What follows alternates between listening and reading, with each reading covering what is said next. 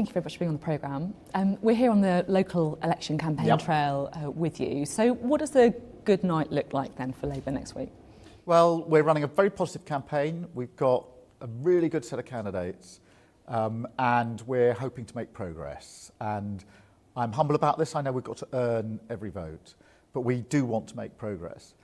The cycle is the cycle, 4-year cycle from May 2019, as you know. So that means it's quite hard for us because in May 2019, if you cast your mind back, we had Theresa May as Prime Minister, and the local election results for the Tory party back in 2019 were the second worst in their history. And Theresa May had to go out after those elections and apologise to her candidates because the results were so appalling. So I think for the Conservative Party, the baseline is on the floor. And they should be making gains. And if they can't make gains on that awful set of results, then I think there are serious questions as to whether Rishi Sunak is going backwards, in fact, in terms of their electoral prospects. So it's a difficult cycle because of that baseline. But I think really the question will be, why aren't the Tories making pretty significant gains here? So you're seriously saying the Conservatives should be making significant gains now? Well, in 2019, that was their second worst set of results ever. And Theresa May, I mean, as I say, apologised to the candidate. I think 3 weeks later, she was challenged for the leadership, resigned, and it was effectively those results which the Conservatives are saying we should be expecting 1,000 losses. Well, if they are, I find that astonishing. If they're saying that they're going to go below their second worst set of results in these elections, then they truly are going backwards. But that, I think, is just expectation management on their part. They ought to be making gains, significant gains. The baseline for them is on the floor. And so this will raise questions about whether they're going backwards, in fact. You have been enjoying a pretty comfortable lead in the polls for a while now. It's starting to narrow a little bit, though, isn't it? Are you worried about the trajectory? Well, I set my stall out in 2020 when I became leader of the Labour Party, picked us up from the worst general election results since 1935, and said we must take ourselves from there into a Labour government. So looking at that, and the question I ask myself is, are we making progress on that trajectory? And then the answer to that is yes, we've changed the party. But the polls are narrowing, so that's my question, I guess. Are you still making progress? Yes, I mean, the polls that we saw in the autumn of last year, in the middle of the mini-budget, were never going to last. I think everybody accepted that.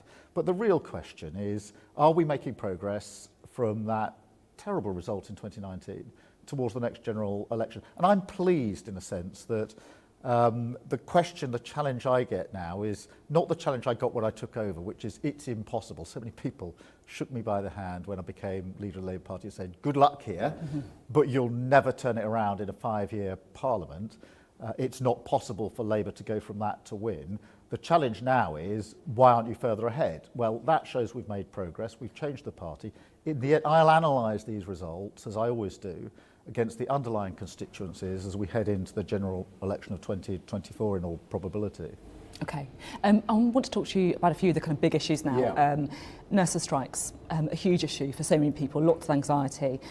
They're striking without exemptions for emergency care, so no A&E, maternity, cancer care. Are they wrong to do that? Look, I don't want these strikes to go ahead. I don't think anybody does. I don't think the nurses do. But I do think the government has made a complete mess of the negotiations. But the question is, should nurses be striking without exemptions for emergency care? Well, I don't want to see the strikes go ahead. So they're wrong to do that, is that what you're saying? I don't want to see the strikes go ahead, but the way to avoid strikes... But the exemptions, that's what I'm asking about specifically. The way to avoid strikes is to get in the room with the nurses and to resolve these issues. Now, if you remember, before Christmas, the RCN said to the government, if you get into the room with us and negotiate about pay, we won't go on strike at all. But they have been in the room. They've got an offer that they put to the members. The government then sat it out for week after week after week, and they caused a situation now where we're in a real mess. And the government needs to learn that lesson, get in the room, negotiate this, compromise and get on with it. And nobody wants to see strikes in nursing, in hospitals, in railway or anywhere else. I can quite understand the pressures bearing down on nurses and doctors and those who work on the railways because wages have been stagnant for over a decade, living standards haven't gone up, and bills have gone up everywhere because there's an underlying structural problem here, which is that we haven't grown the economy. The economy has had no effective growth for 13 years. That is an utter failure of this government. That is the heart of these strikes, the cost of living crisis. Of course, we've had Ukraine, of course, we've had COVID, but our country is faring worse than other countries, and there's a reason for that, and it's the 13 years of failure. I'm still slightly unclear, if I'm honest, about whether or not you think it is acceptable for nurses to strike without exemptions. At PMQs last week, you said either the Prime Minister doesn't use the same public services as the rest of us, or he simply can't see the damage. What do you mean that he doesn't use the same public services as the rest of us? I think if the Prime Minister or other Tories saw firsthand the way our NHS is operating, they would better understand just how damaged it is. So what do you mean by that, though? Are you basically saying he's too wealthy to use public services in the same way as others? Is that what you're trying to say? I'm saying he's out of touch, that he doesn't know what's happening in the everyday lives of very many millions of people. You're saying he doesn't use the same public services. What do you mean? Well, I mean he's out of touch. Talk to anybody who's trying to get an appointment with a GP, that 8 o'clock call. They know how hard it is. They know the health service is broken. Anybody on a waiting list, anybody actually going into A&E. My wife works in the NHS. This is a constant discussion. I say to her, the NHS is on its knees. She says to me, no, it's not, it's on its face.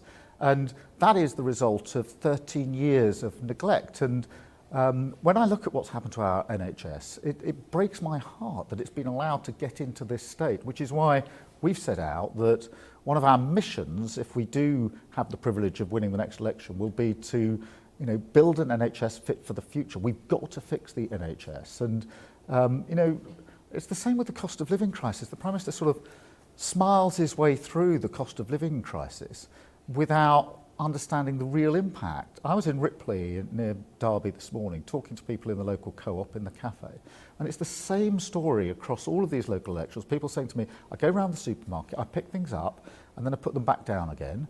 I turn my heating on for a short period in the morning, but not otherwise, because even though it's cold, I can't afford to pay the bills. Pensioners who feel that they've put in all their lives, but now when they want just a bit of comfort, they can't make ends meet.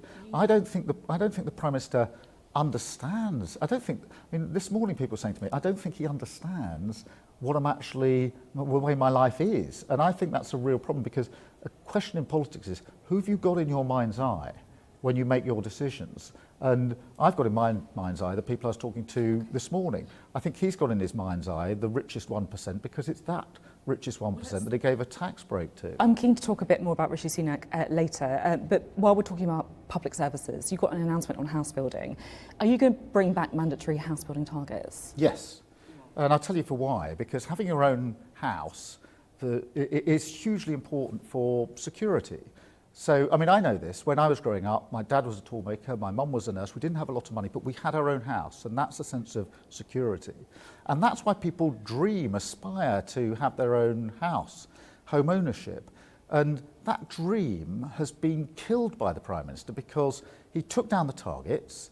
He himself has admitted that he did it because he was giving in to his own members. That shows a fundamental weakness, and it's he who accepts he gave in to them, and he's killed that dream of home ownership. At the same time, though, these targets were in place until late last year. There weren't enough houses being built then either, were they? If you really want to transform the housing market, you have to take on overall local concerns, right? Are you prepared to take on the NIMBYs? Yes. So we need to get the target back, to show strength and build out of the damage that the Prime Minister has inflicted on the country. But we also need, I think, to take on the planning laws, make sure that local authorities have greater power to decide where the housing will be in their patch, and to ensure that we have the vehicles for delivery. Housing and development corporations that are actually a vehicle to delivery. So yes, we would have the ambition to do that. But at the moment, I can't emphasise enough. I was up in Preston yesterday with Barrett's, and they were saying the market for first-time buyers has just gone through the roof. It's fallen away as a joint result of the kamikaze mini-budget, which sent mortgages and mortgage deals through the roof, so it's now unaffordable, and the taking down of targets, which means less housing, less affordable housing. So people are out of reach, and they are then forced to continue in high rental accommodation, which is far too high. And generation rent in a sense is being held in a headlock by this government. Now, normally in interviews for this programme, I try and kind of look forward, but I just want to go back to something, if I may, because I think it's quite important. And if I'm being honest, I don't feel like you've been properly kind of questions about it. So at the beginning of April, Labour published an attack ad which had a picture of Rishi Sunak, and it said, "Do you think adults convicted of sexually assaulting children should go to prison? Rishi Sunak doesn't." Now, you've since said that you stand by every word of that, right? Yes. So do you, Keir Starmer, believe that Rishi Sunak thinks that paedophiles should not go to jail? Is that what you're saying? The figures speak for themselves. No, I'm not talking about the figures, because we're talking about what it says here in the ad. Do you think adults convicted of sexually assaulting children should go to prison? Rishi Sunak doesn't. Yeah. Is that what you think? I think if he did think they should go to prison, he'd do something about it. So you don't think he thinks paedophiles should go to prison? Is that what you're seriously saying? I stand by the advert. So that's what the advert says? Is that what you're seriously saying? Yes. I think that as Prime Minister, you take responsibility for what happens in your criminal justice system.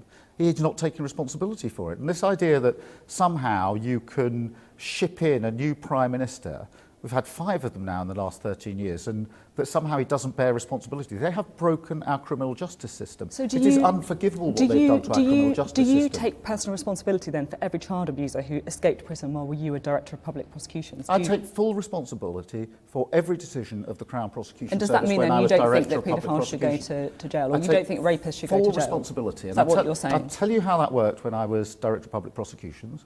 It meant that when we succeeded in some very important prosecutions, as we did, there was an attempt to bring down 7 planes across the Atlantic at the same time, a massive terrorist operation. We prosecuted that successfully, got awards for that, and I took the credit for that on behalf of the organisation. Where we got it wrong, I carried the can. And what that meant to me, carrying the can, was identifying what the problem was and what we needed to fix it. So when I carried the can, I looked at the problem, I analysed what had gone wrong, rolled up my sleeves and fixed it. But and if we had more of that from the government, then we would have a completely different system. You're accepting then that things went wrong under your watch, right? And I'm not going to get into what they were because I don't want to engage in it, if I'm being completely honest. But that doesn't mean that you don't think that rapists should go to jail, does it? It means that you just take responsibility for it. That's what you're saying in this ad. Well, the question in a sense has to be put to the Prime Minister, which is, if he contests this, why is he not doing something about it and fixing the situation? But which is the approach I took.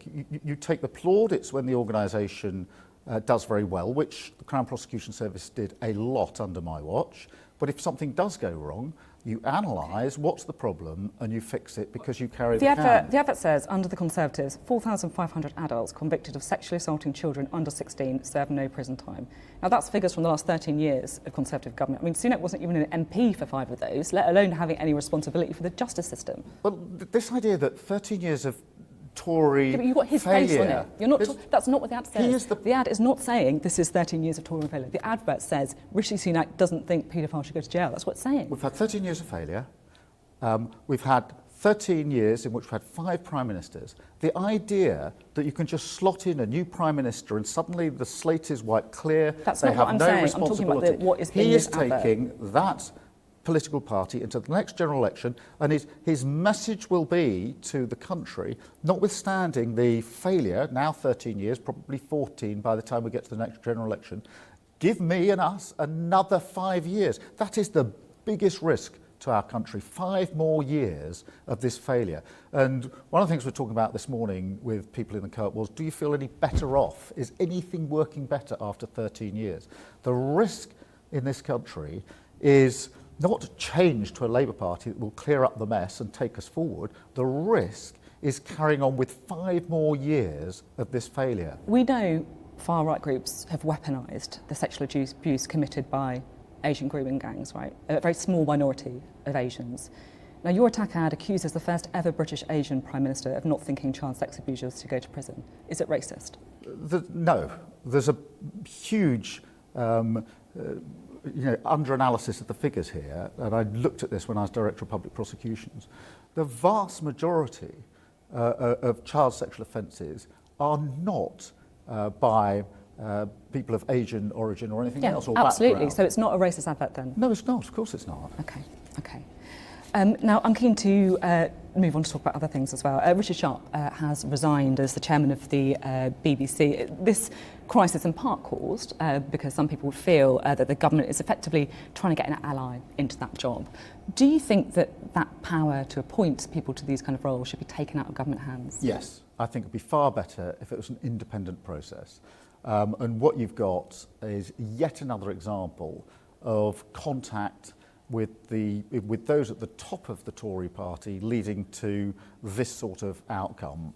This resignation is only the latest of a series of issues like this where there's been that contamination at the top of the Tory party. So yes, we need to do something about it. It has done damage to the BBC. So Do you think we it's need done to do damage something. to its impartiality? It's done, well, it's certainly done damage to the reputation of the BBC.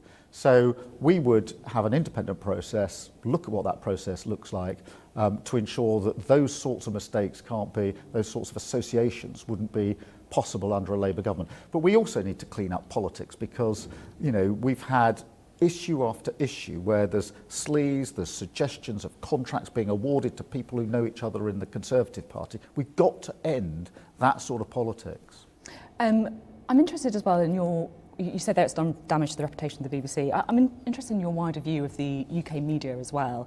You obviously brought convictions towards journalists of phone hacking and also payments to public officials when you were Director of Public Prosecutions. Would you like to see a Leveson too? Well, there are outstanding issues there, although a lot of time has passed since Leveson won.